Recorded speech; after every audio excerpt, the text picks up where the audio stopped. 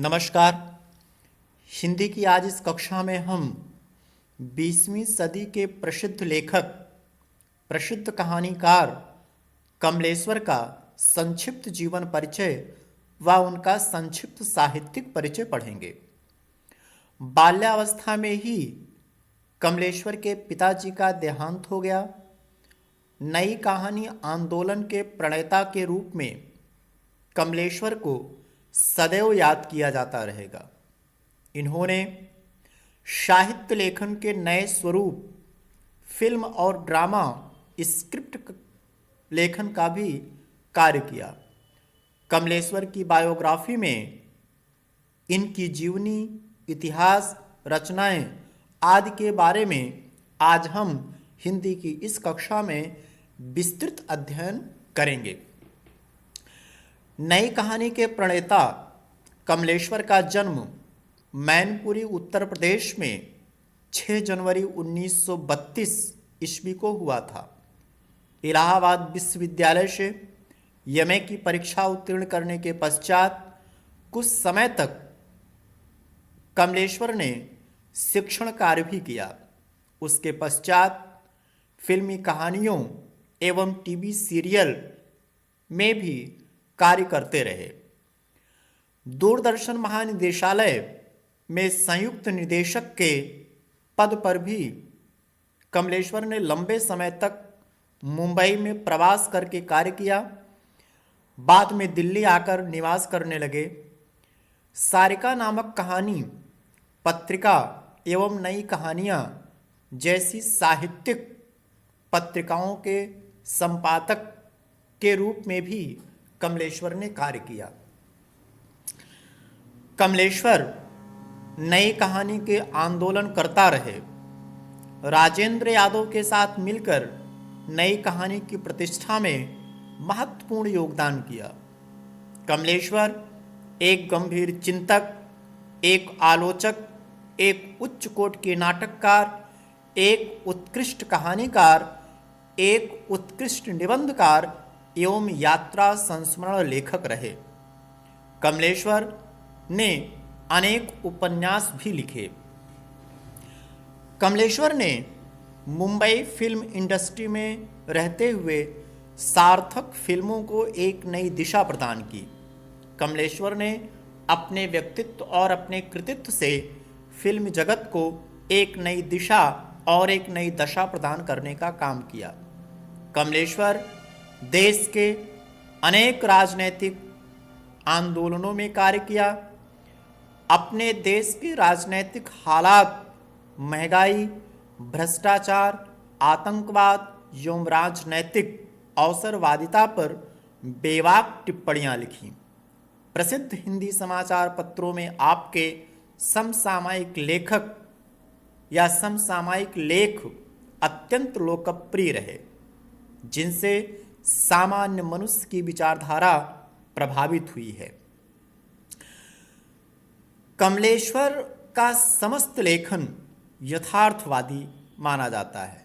जो कुछ समाज में घटित होता है, जो कुछ देश व संस्कृति में घटित होता है, उस पर निर्भीकता एवं स्पष्टता के साथ लिखना, जिसे सराहा भी गया। कमलेश्वर एक मिलनसार, साहित्यकारों के हितों के रक्षक एवं ओजस्वी व्यक्तित्व के धनी थे। यदि हम कमलेश्वर की प्रमुख रचनाओं के विषय में विचार करें तो कमलेश्वर ने अनेक प्रकार की रचनाओं की रचना की। यथार्थवादी रचनाकार कमलेश्वर ने शहरी और ग्राम्य परिवेश दोनों प्रकार की कहानियां लिखी।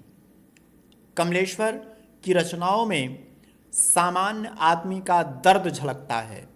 उनके प्रति सच्ची हमदर्दी व्यक्त करते हुए व्यवस्था दोष के खिलाफ सशक्त आवाज उठाई है।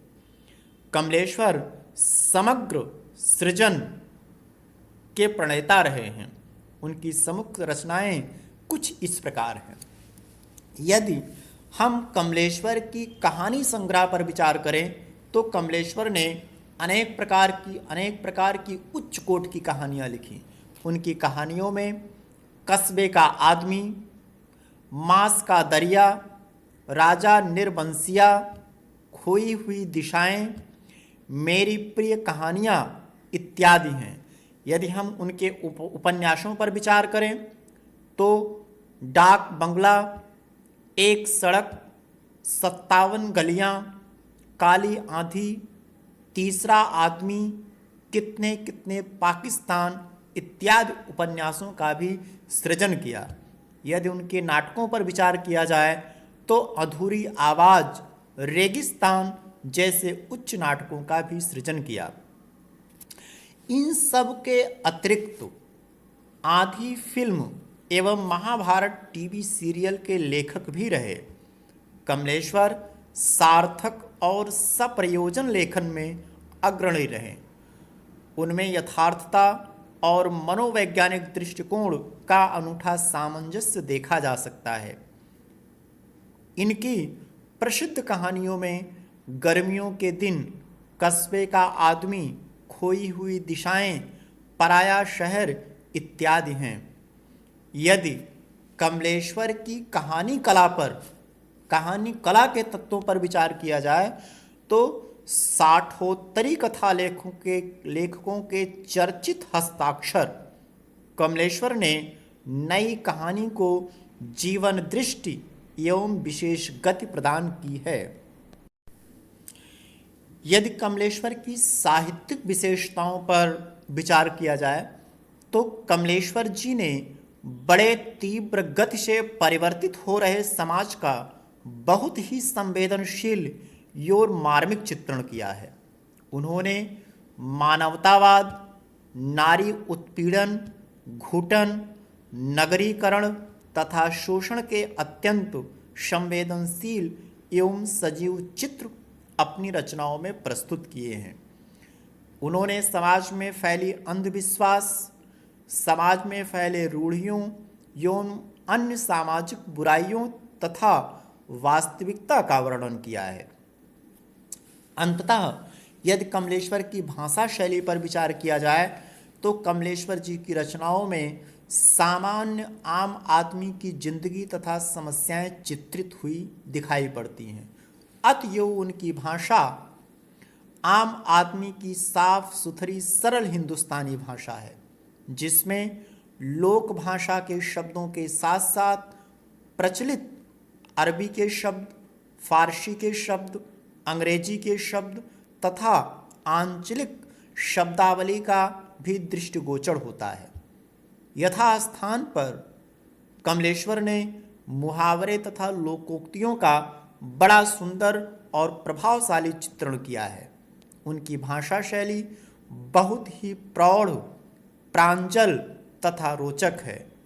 उन्होंने अपने काव्य में, अपनी रचनाओं में, अपनी कहानियों में, अपने उपन्यासों में नए नए उपमानों, नए नए प्रतीकों और नए नए बिंबों का प्रयोग किया है।